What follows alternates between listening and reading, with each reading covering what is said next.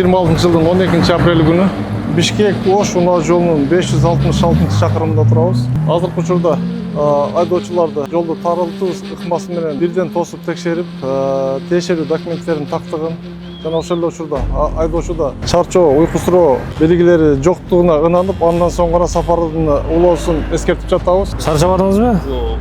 Түшүп бир сыра текшерип койсоңуз болот өзүңүз. Кан басымыңызды алып кетип атасыз. Урматтуу айдоочулар, жолдо жүрүүдө сак болуп, жол эрежелерин так сактап, ылдамдыкты, унаалар арасында аралыкты жана жол чийимдерине, жол белгилерине башып айдооңуздарды эскертебиз.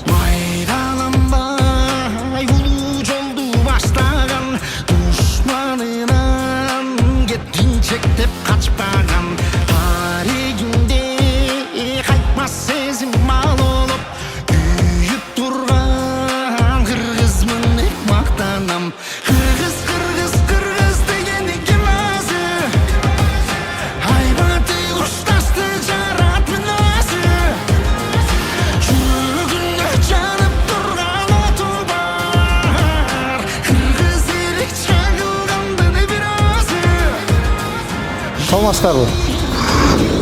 Жалал Абад облустук жол кыймылынын коопсуздугунун башчысынын орун басары болом. Бүгүнкү күндө атайын ушундай иш-чараларды уюштуруп атабыз. Атайын жол ДТПлардын алдын алуу боюнча алыскы жолго чыксаңыз, жол эрежелерин так сактап, жол чыйымдарын карап, эрежелерди карап, озуп өтпөстөн, айдоочулук калдардарды кармап, бириңер менен бириңер мындай сылык мамиледе болуп, бириңер жол берип айдап, жол кыймыл эрежесин сактап, мына бизде атайын Кыргыз Республикасынын Ички иштер министрлигинин жол кыймылынын коопсуздугунун башкы башкармалык тарабынан ушундай китепчелер чыккан, жол эрежелерин так сактоо боюнча.